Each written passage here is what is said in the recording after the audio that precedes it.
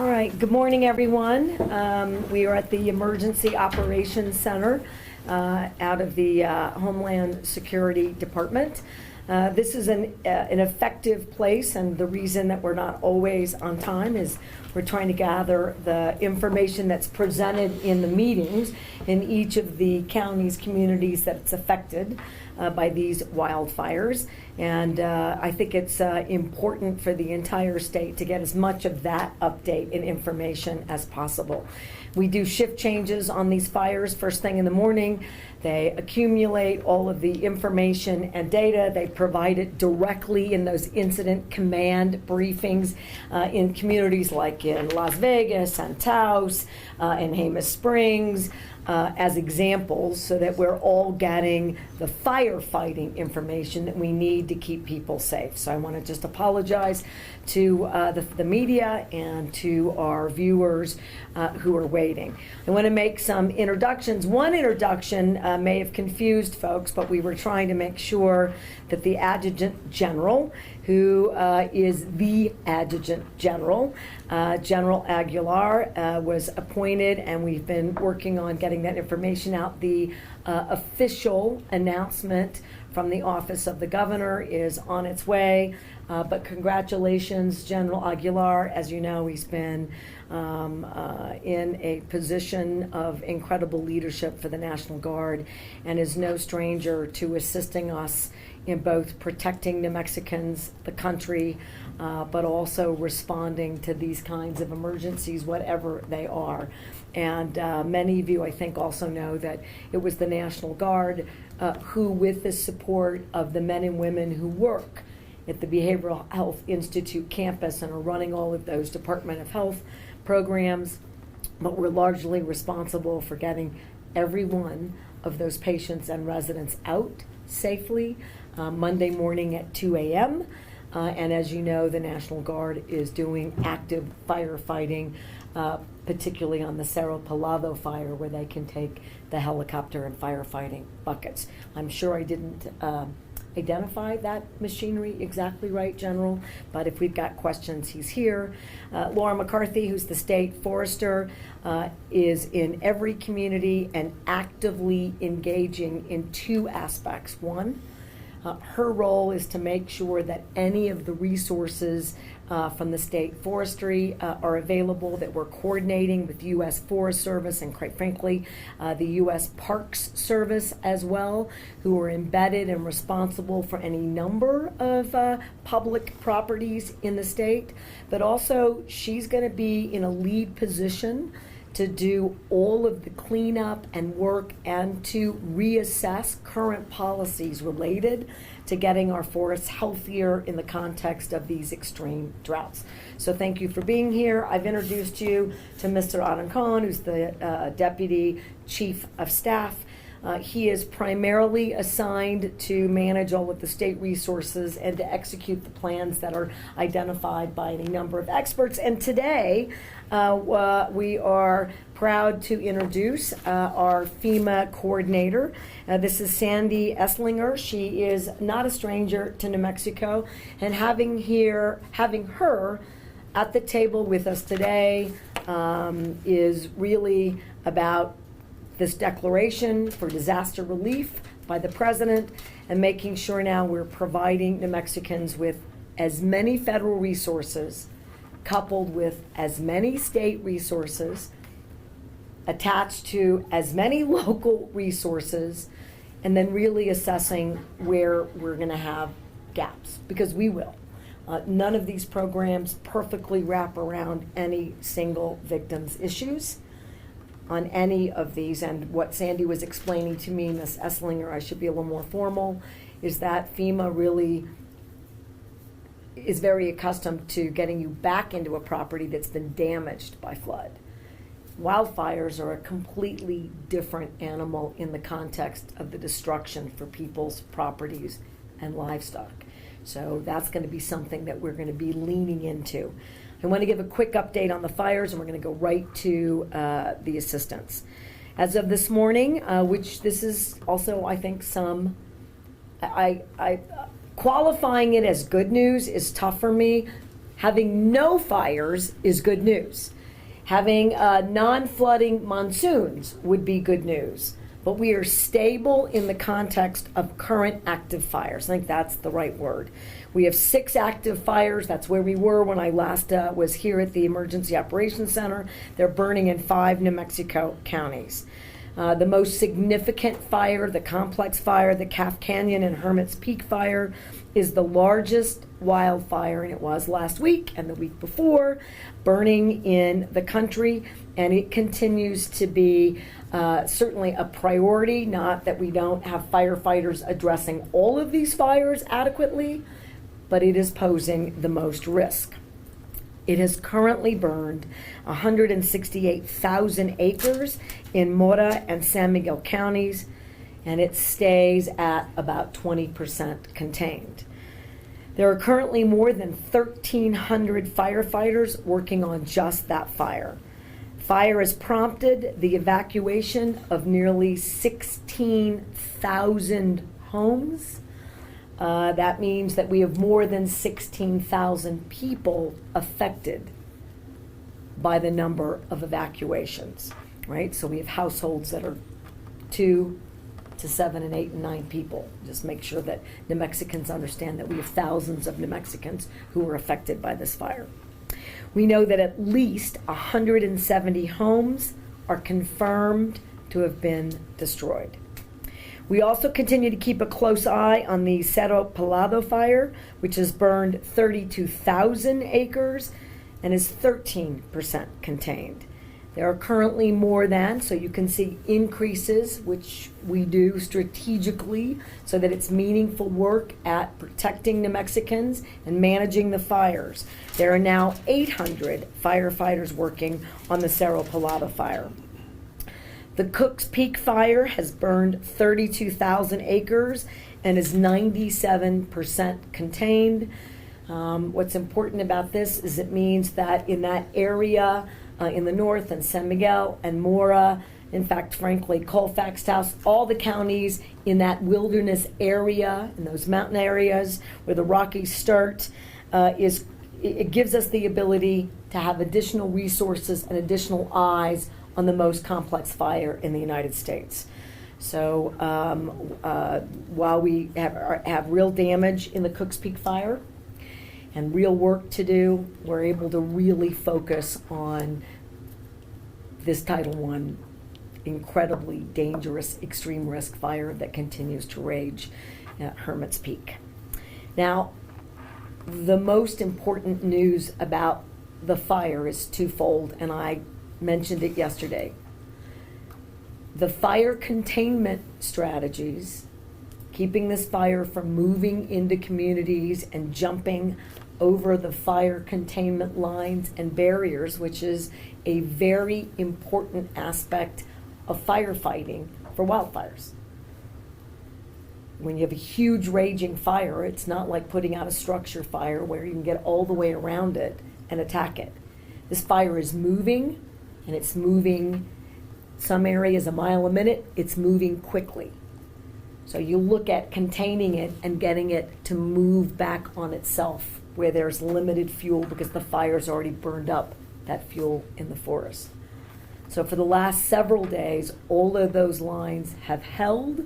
All of those containment strategies and structure preparation, which is wetting the area down, having hose, tons of that available so that we're doing also the proactive work. That's all been incredible. Today, it looks like, and the reports are improving about the weather. Yesterday I reported that today is a red flag day. I believe it's still under that warning, which is an extreme fire risk, fire wind day. More importantly, we believe that with the national storm coming, that all New Mexico gets from that, including the weather that's created by this fire, is 100 straight hours starting at about 11 a.m. And again, this information shifts because when it occurs, we can update it because we have actual data. It's not projected data. But the projected data is about 11 tomorrow for 100 straight hours. We have high temperatures and extreme wind. This is the worst possible set of conditions for any fire.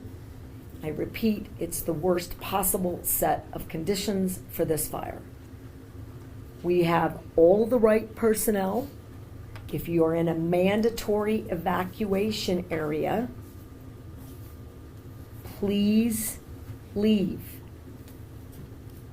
The issue here is those exit routes aren't as secure and as safe as they were when we put mandatory evacuation orders that are called by the experts in local communities.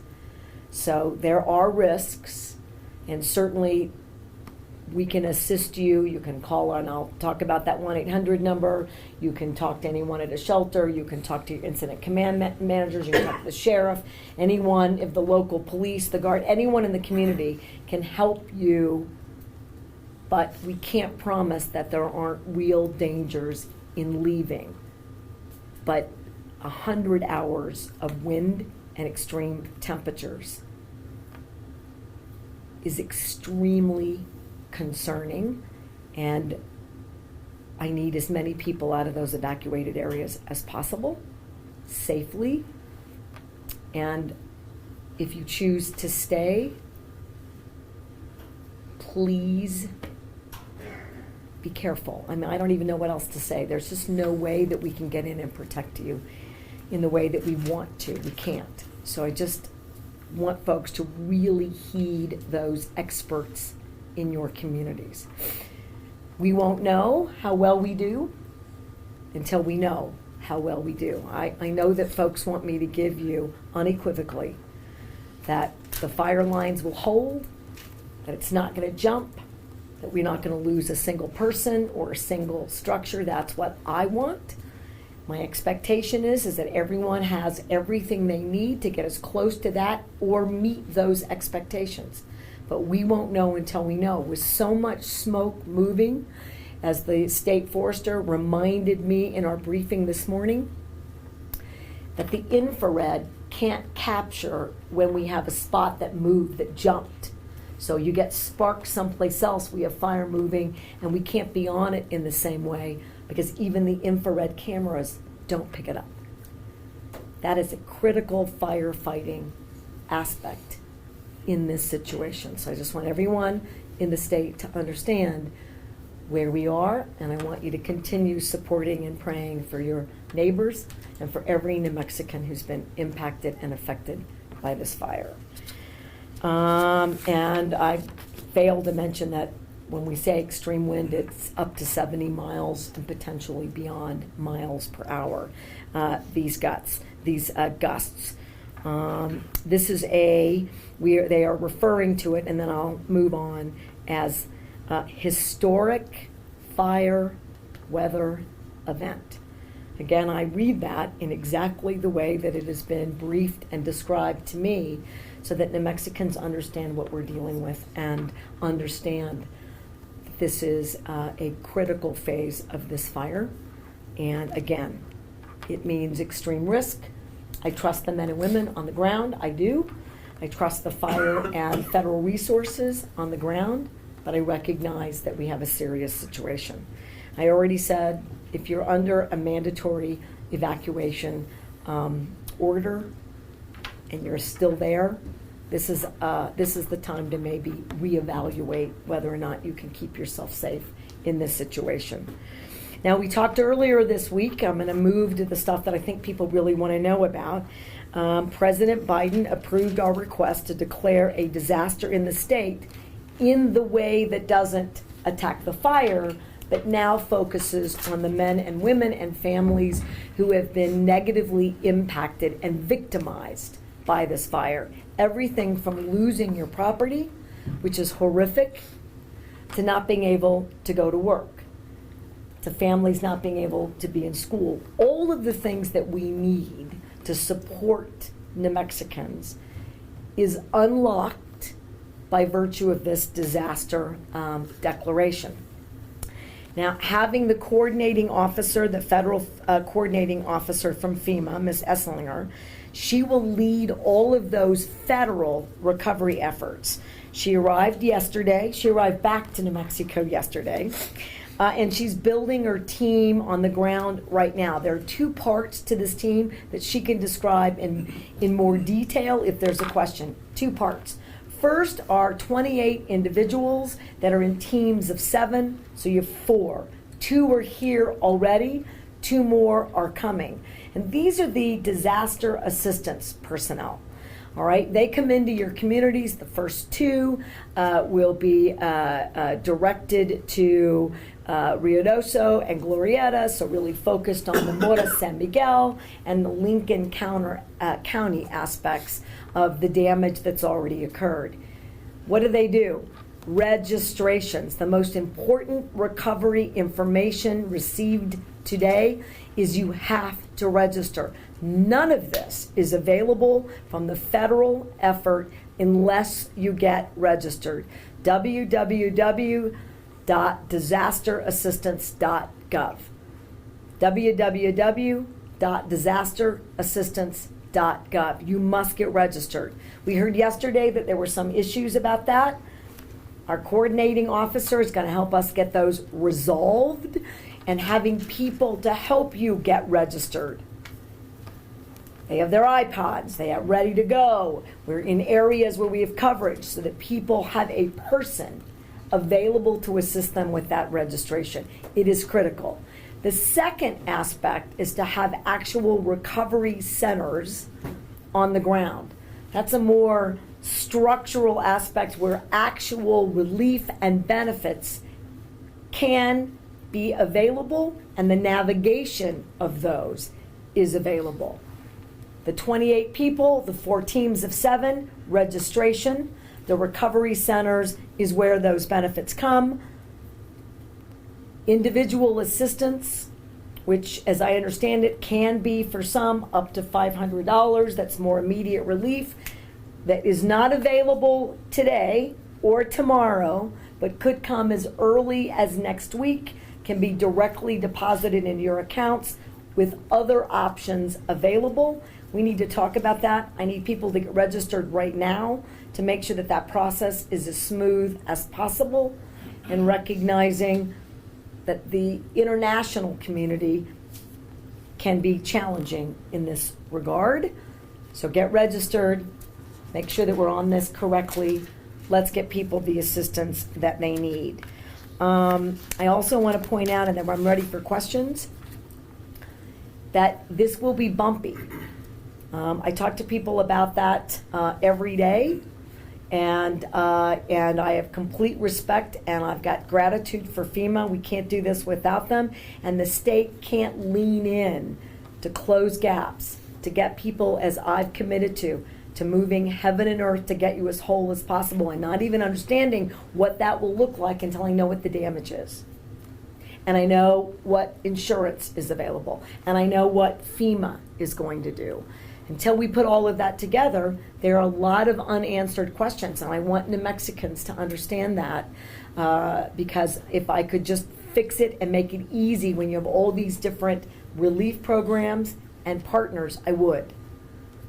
But our job is to be compassionate, effective, kind, and to figure it out, no matter how challenging the issue is.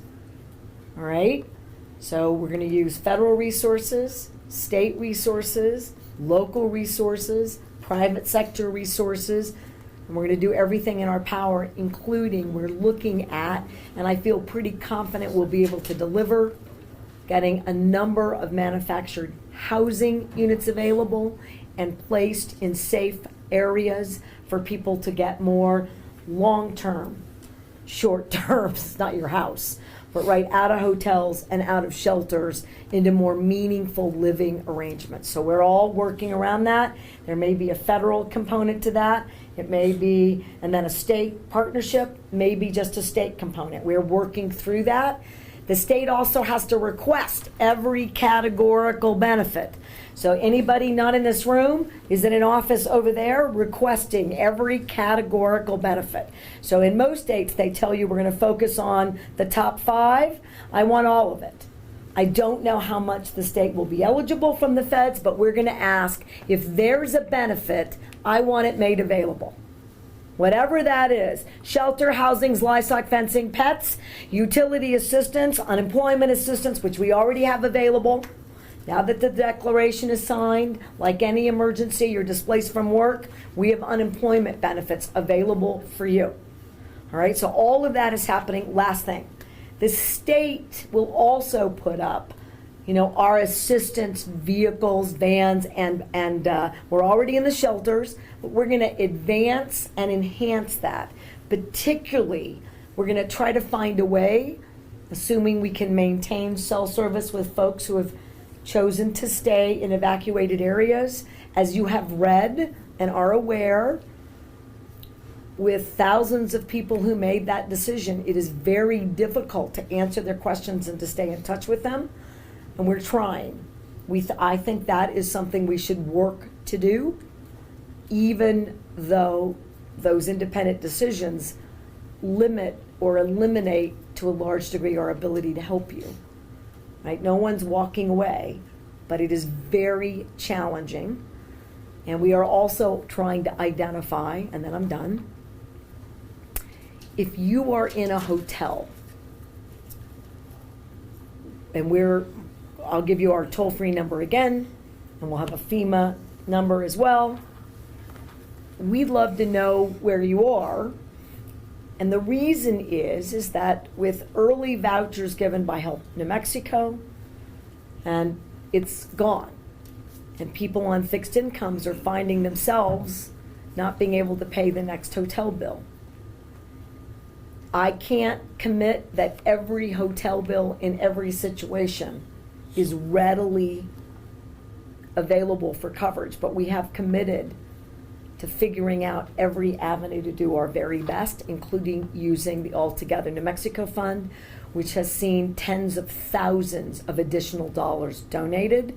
There's a board meeting right now to assure that we have more flexibility to meet those needs of any number of New Mexicans who heeded those evacuation requirements and went into any available hotel they could.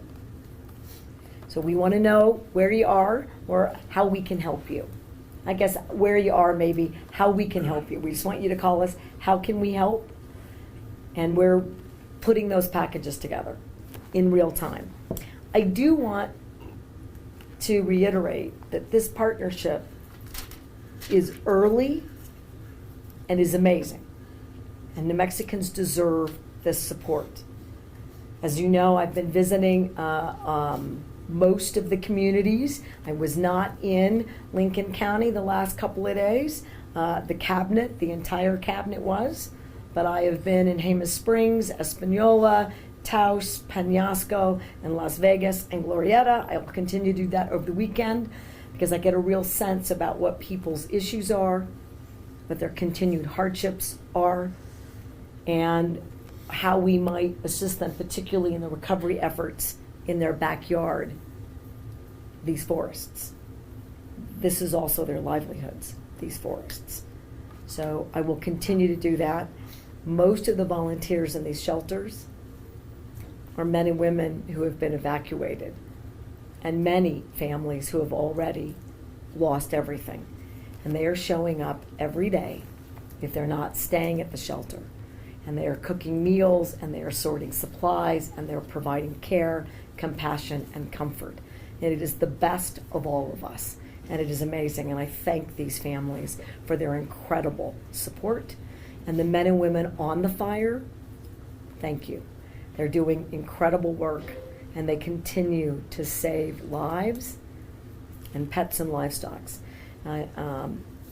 Many people are asking us to do as much as we can for their pets, which are their family members, and we are.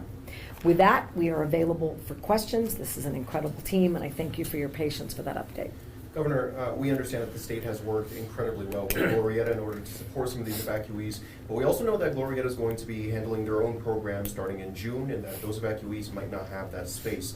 Do we have any plans in the future to provide those evacuees with other options once that comes? Absolutely, which is one of the reasons I talked about that manufactured housing, but we also have stood up properties. They're not going to be like Glorieta. Glorieta is a pretty special place and really is accommodating for this kind of an emergency. But Santa Rosa, the mayor and the local elected leaders there have not only identified hotel, shelter space, but also sort of long-term care support space for individuals who may have medical issues, needs long-term care support. So primarily, but not exclusively, disabled and elderly populations. Tucum carry the same. Taos is looking for more resources. Espanola, which is why I was there, they're readying and preparing. It will take the whole state to think about ways to support 16,000 households, which could translate, and we don't know the exact number, to 20, 25, 30,000 or more individuals who are going to need some kind of assistance. Many of the individuals there are students from the World College and students also from Highland. So that gives us a little reprieve because they will be going on to their next area of study and leaving the state. So that gives us some relief in that regard, but it is a very important question. So we think we're ready. None of these can replace someone's home, but we want to make sure people have secure, safe, appropriate housing for their children, themselves, and their pets. Yes? So we've received some reports from people who have applied for FEMA assistance, and they said that they weren't able to take part in the benefits because they were already insured. So could we provide some clarification on who qualifies for these benefits, who does not, and what benefits are available for those who may not qualify? Good question. I'm going to go right to our FEMA coordinator, and that is an issue, which is why I keep mentioning local and state benefits. And the more people who register, the more information we have, so we know what gaps we need to try to assist and fill. Certainly. So just to give you a quick overview, this individual assistance program is really tailored toward the individual's issues, right? It's going to be based on a case-by-case basis. But overall, the program, as defined by law, it does not actually allow us to duplicate benefits, which includes the insurance benefits. So if people have insurance, one of my first messages is if you've got insurance, please go ahead and submit your insurance claim. It doesn't necessarily mean you're not qualified for any FEMA assistance.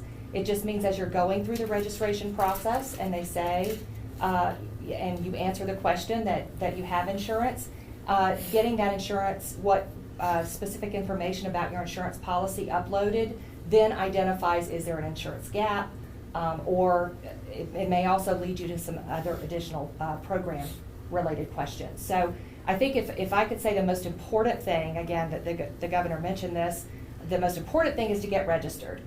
Secondly, to understand that we just turned the programs on for this disaster yesterday, and they're going through a script, right? They're going through a process, asking questions, and they're going to say things like, your case is going to be put on hold, or you might even hear the word ineligible. But that is because there's going to be another step required on the individual's part. That means you've got to upload your insurance information so then we can see what the difference is. So if I had one word of advice for all of the people who are registering and going through that process is don't give up. The reason that we're putting people out there on the ground is to actually help people get registered if they're having problems with the process. The reason we're looking at forming these disaster recovery centers is because we're going to have experts in the field that you can go talk to about your case. It's really important that you get your case assigned. And the way you do that is through registering, and then we're going to continue through the process.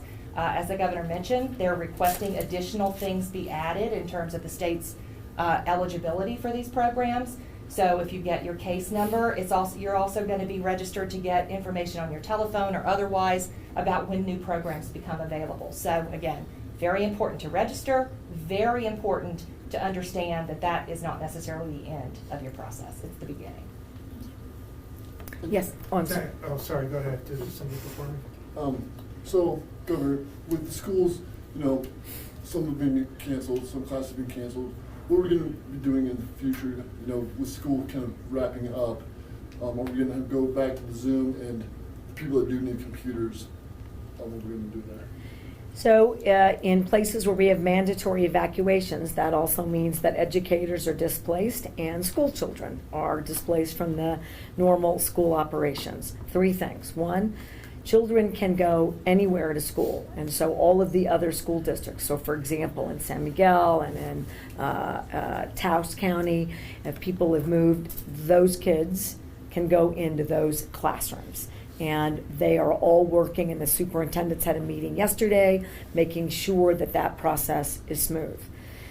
Two, for students and educators that want to go to the same online learning platform, that's certainly not discouraged, but for many parents who've had a long couple of years dealing with COVID and school challenges, I'm finding that most parents want an in-classroom. So we've also looked at where we've got displaced educators already and displaced students. So for example, in Las Vegas, identifying satellite education locations. And I believe there's at least one, and I can get more details to you about that in Las Vegas. For parents who are homeschooling, that's hard to do in a shelter, and they've asked us to think about ways to support that effort a little more robustly.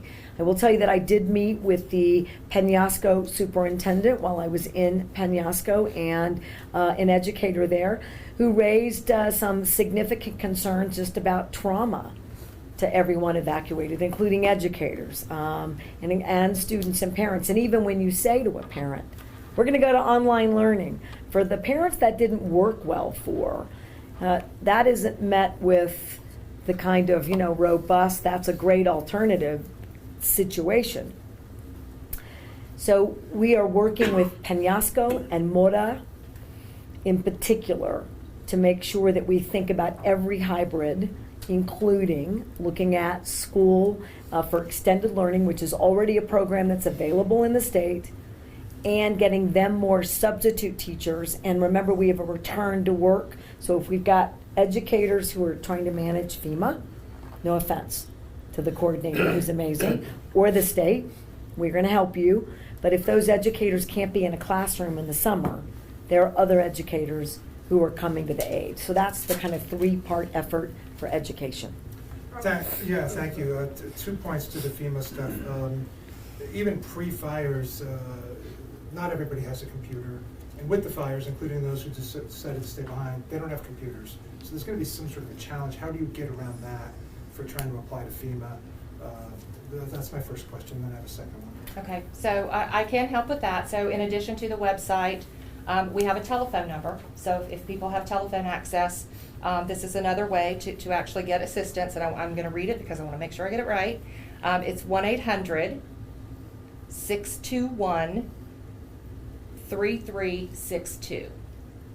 And that will get you a way to begin the registration process as well. Now, I did understand from some feedback that we got yesterday that the folks who were using the telephone number, sometimes you're going to be put on hold because we're just opening this up. There's going to be a lot of folks trying to get registered this way. So again, that's another option.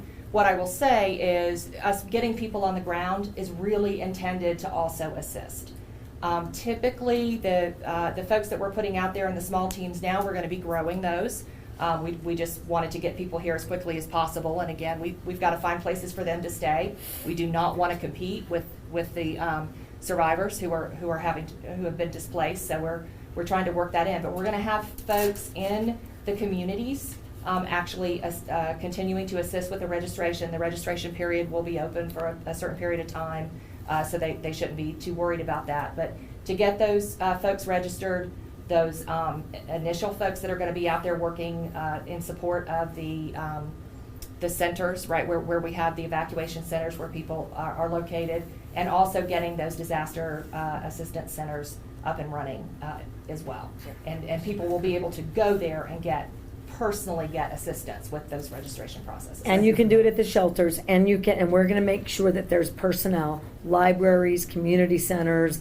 We're even looking at a brand new food distribution. That was a complaint that I got earlier at a couple of the shelters, that For folks who are not at a shelter, and for folks who are not at a hotel, not that being in a hotel creates food security, because it doesn't.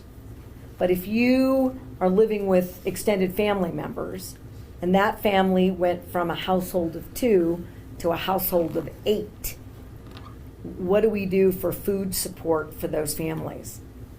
Well, we have a lot of food donations coming in and opportunities to also pay for food. So we are going to increase the distribution. So you can take, there's no limit, but I mean, the way we package it, 1 or 2 or 3 days worth of food and supplies, come back. We're having any number of the food pantries and other folks assist us so that large quantities, we start at Glorietta, we distribute it out. We'll figure that out also for Lincoln County, but we'd like a more no wrong door wherever you are is an opportunity to get your issue addressed. State workers in our unemployment and our state benefits support can also assist with their own IT access and equipment to make sure that you have the ability to go online or to use telephones. So I have no doubt that we will find someone who's really worked up about not getting to us. And my commitment to New Mexico is we'll figure it out. But we're trying to make it as easy for you as possible because we know how hard this is. Can I have a follow-up, even though it's not tied to that? You brought up the issue of trauma. It's been a rough couple of years, you know that, with COVID. It goes beyond the little 6-year-old who's now wondering about his home. Their parents wondering about the home. Are we going to see that kind of trauma, particularly as, quite frankly, you and I might be here the first week of September having this same conversation about fires? If it's a bad season. I think there's no doubt in anyone's mind that we have a significant behavioral health issue related to this, to traumas from COVID, to, frankly, folks running out of water in an extreme drought environment, and now these fires. So the Red Cross has been incredibly helpful. The Human Services Department and the Department of Health are standing up additional behavioral health access points and services. An area that is quite concerning to us as a state is that we are still building a behavioral health network of services, something that may be unknown to FEMA, but we had a very challenging last decade with behavioral health, and as a result, we're behind in having real access to providers. You should see us probably think about a way, Robert, it's not deployed currently, but I would like all of the telehealth, behavioral health that we've stood up that was very effective during COVID to have a specialty unit for trauma response that we could get out to folks. And in New Mexico, there are no co-pays for behavioral health. So it is completely accessible in that regard, but I don't know that I will have counselors on the ground in the ways that I would like to in terms of having as many. We'd like them at schools, federally qualified health centers, community centers, and certainly at the shelters. That's sort of the key aspect with access more directly and more robustly for telehealth. But I haven't carved up that trauma. That's the one thing I want to be clear about. But I think that may be warranted here, and I'm going to need the behavioral health experts to determine whether or not my idea has the kind of merit that I'm going to guess they will think will work. We'll see. Thank you, Governor. Absolutely. Governor, I want to talk a little bit. I'm so sorry. Go ahead. I know what it's like when the cameras are taller than you are, and you can't get your question in. I'm so sorry. I want to talk a little bit about prescribed burns as we have done in the past. We have the state, county resources, local resources we've used so much to fight these wildfires that have started from prescribed burns. Is there any thought to reimbursement federally for the state resources that have been used to fight these wildfires that began with prescribed burns? I have no doubt that we'll see congressional appropriations work. I think we already have one congresswoman. I haven't looked at that bill yet, so I don't know what all is in that particular proposal. I believe that in what I would call an appropriation to provide reimbursement was largely for restitution, given people are going to lose everything they already have.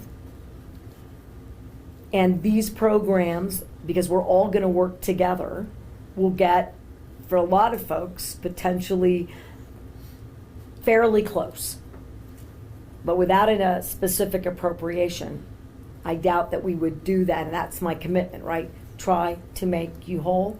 Without a federal direct appropriation, that would be very challenging for us. So I appreciate that the congressional delegation on this issue, led by Congresswoman Ledger Fernandez, but I would expect that they will think about ways to repay those local resources as well. And I haven't seen it, but I would expect that she's going to want to do that. In addition, I am really working, and I appreciate the leadership of our own state forestry division, which is we need to put New Mexicans back to work in an area that they're very comfortable and confident in working. They know how to take fuel out of the forests. They know how to do this cleanup. If the wood is still usable in some way in either a mulching, building, any number of applications, there are a lot of New Mexicans that want appropriate access back into the forest, even the burnt aspects, to pull stuff out. Why aren't we paying New Mexicans who know those woods, who know those trails, who know those wilderness areas, who know those canyons, who know all of it? I think we can do better there, and it gets to your issue about prescribed burns. And I am, and I should be, I'm really angry that this is the second significant issue. There have been others here. And it calls into question, I'm going to get some disagreement from my experts, and that's all right, that's how you get to a good policy, that we have to be more cautious given the extreme droughts and the winds. The winds are different here now about how we do prescribed burns and when. And I had a gentleman yesterday that certainly wanted me to walk away with, we should never do that again. Every tool that prevents this kind of a catastrophic event needs to be used. We're talking about a lot of dry wilderness areas and forests in this country, and in the West and Southwest in particular. To take a tool out of there, I think is going to be short-sighted. Refining when and how and who is involved in those decisions, I have no doubt that New Mexico will be playing a leadership role, and so will these local leaders. They know these areas. We have to do more to prevent these accidents. We do. And just a quick follow-up Yep. here, and this might be for forestry. Is there a thought to, in our bosque right now, we don't do prescribed burns, we trim, as you know.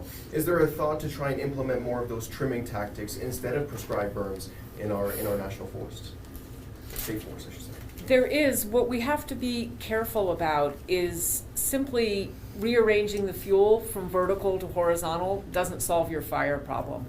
So that's where if we're going to, well, what we need to do is use every tool, and that includes the removal of the small material, vertical now, horizontal after we thin it, and get it out into communities for firewood. That's for northern New Mexico, that is the number one use of the material that will become the fuel for a future wildfire. I mean, and I know we got a question here. Here's the problem. We went from one extreme to another, where I would agree, without being the forestry expert, that we were worried about abuses and excesses in logging and timber efforts and businesses all around the country. And looking at preserving, as an example, redwood trees. Got it. But when we don't look at the current climate that we're in, and you go from one extreme where we were trying to address that and preserve these wilderness areas, be really clear about endangered species and a number of other aspects. And now we've got a whole new wind situation, and not just extreme drought, the aridification of the West. You better take a look at those policies and determine that the risk of an individual with a spark, I get it, they've got chainsaws and saws and vehicles. And we've seen vehicles start fires. Yep. To say that somehow that was more of a risk than a prescribed burn in the context of these risks seems like nonsense to me. What I'm expecting the federal government to invite us to do with the leadership at the local level and our own foresters, with BLM and the U.S. Forest Service and the Park Service, everyone, entire Department of Interior, Department of Ag and USDA, we need to set a new framework for policies here. And they have to be meaningful. And I want more New Mexicans to get access safely, productively into these areas to pull this out. And we were already meeting yesterday with teams who were already going to do more utility trimming. We're on this. And we need the feds to be with us in this area, and I expect that they will be. I expect that they will be. Yes. Is the state taking any action to hold the Forest Service accountable for their role in starting? Well, I've certainly been saying it, haven't I? That the that the U.S. government is responsible in large part for this fire, and that's why you've got an appropriation. I don't know what that's going to look like yet, but make no mistake that I think several New Mexicans, myself included, have been calling the White House. And my sense is the White House is pretty clear that we are intent in what we're calling a liability effort here, in addition to new policies. So that's not for FEMA, unless you were here on that fire, in which case, all right, Ms. Hessling, I just wanted to check. They're expecting us to make a claim. I don't know what that's going to be yet. This fire is still raging. But I have made it perfectly clear that in addition to this appropriation for individuals and for local governments, that whatever liability aspects ought to be coming our way, expect us to ask for them. Expect us to fight for them, because 2 generations have lost the kind of access to this forest. And it's not just the beauty and the incredible opportunities for tourism and wildlife support and outdoor recreation. These are people's livelihoods with their livestock. These are people's livelihoods with access to wood and others of those natural resources. And if that wasn't enough, the lifeblood of this state's water is all in those watersheds and all coming in from the snowpack in the Colorado River. And when that's impacted to this degree, we're going to have a whole new operation here. And I expect the feds to deliver. Luis, anyone else? No. Yeah, go for it. One last one. Lastly, talking about, the firefighters that are working out there day in, day out in the heat, people that are being brought in from out of state. Is there any message to the firefighters, or is there a plan to go forward on bringing more in? Like a special thank you, just anything to the firefighters and people that are fighting this fire? Well, I hope that every day when we do these updates and in the incident command reports and the community meetings, that we're thanking them. And I hope every New Mexican and every community member is saying thank you. They're exhausted. This is what they're trained to do. When I look at the general, the Guard is trained, no matter how hard the circumstances are, to stand up and protect us irrespective of the climate. They do have an effective rotation. They know what they're doing. I certainly don't say these firefighters, and you didn't ask that, but these men and women look more tired. I want them off the fire line. Remember, a bad governor would be trying to make day-to-day decisions about how to combat this fire. But they do, in fact, shift out leadership, the day-to-day folks. There's mandatory rest periods, and they move. That's why we need more. That I didn't say that right. In the West during fire season, we all move resources. No state has sufficient resources for a major fire by itself. That no state does, including California. So we move these resources. Many of our hotshot firefighters in New Mexico spend their summers in California, Oregon, Washington, and Arizona. Last year, we were really fortunate that we were able to give those resources and not have to ask for those resources. Now we're asking for them. No state has declined.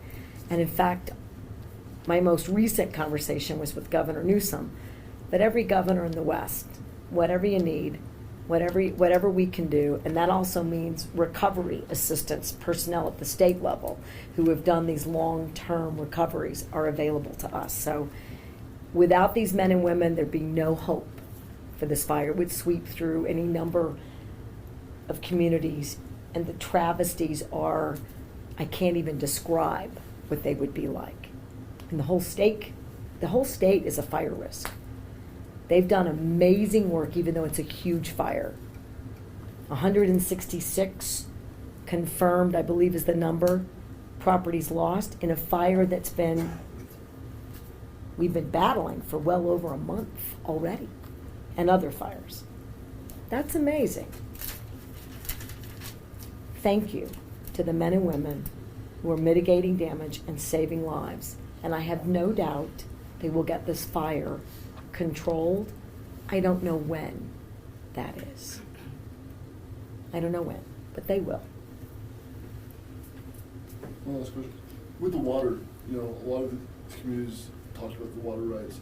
Well, this is kind of federal assistance, or are you guys asking for more from the federal assistance with the water in these communities? So without shocking our FEMA coordinator, I have spoken about hundreds of millions of dollars are going to be necessary to reinvest, restore, protect, to deal with debris removal, ash, potential contamination to reservoirs and water, and to prevent flooding. I have no doubt about that. That may even be a conservative estimate. And when we talk about federal investments in hurricane disaster relief and rebuilding ports and neighborhoods and wastewater systems, all of it, it's the country, and that's been a big issue. FEMA is spending far more on the recovery aspects, billions and billions. I don't know how many hundreds of billions in just the last 4 years. It's incredible. Far more than we're putting in to address the root causes of climate change and prevention and preparation, which is a debate that rages on in Congress. But I'm expecting all of that relief in the state. FEMA has access to those incredible resources for the non-individual assistance to make sure that we're doing that. And I have no doubt that you will see again in our own congressional delegations requests for appropriations, but the entire Congress wraps around looking at these issues because we're going to have to do it. And they have a lot of experience in allocating those resources to rebuild states and communities, cities, and neighborhoods. And we're going to have to do that here. We're going to have to think about how we put back the forest. And I don't want to suggest it's easy, but the watersheds are going to be a priority. Governor, I'll just hand it back to you for any closing remarks. Just that the media's been incredible again. I don't know how many governors do that. But you are. And if you're not providing information, people have nowhere to go. I still have a lot of very angry, confused, insecure, and upset New Mexicans until I have no angry, upset, confused, and insecure New Mexicans related to this fire. We're going to keep at this. And we're going to keep at it until we do everything that's possible to provide the resources and support and to win against this fire by putting it out and preventing other fires for the rest of the summer. That's what we have to do. A lot of people are doing incredible work, and they're not being paid to do this work in these shelters or communities. They're just doing it. And a lot of New Mexicans are donating incredible quantities of supplies and actual cash resources so that we can support people in very flexible ways. We are in this all together in New Mexico, and I appreciate every single bit of your support. I need you to stay safe. I need you to be responsible, and I need us to all work together to protect the North. Thank you. Thank you, Governor. Thank you, Governor.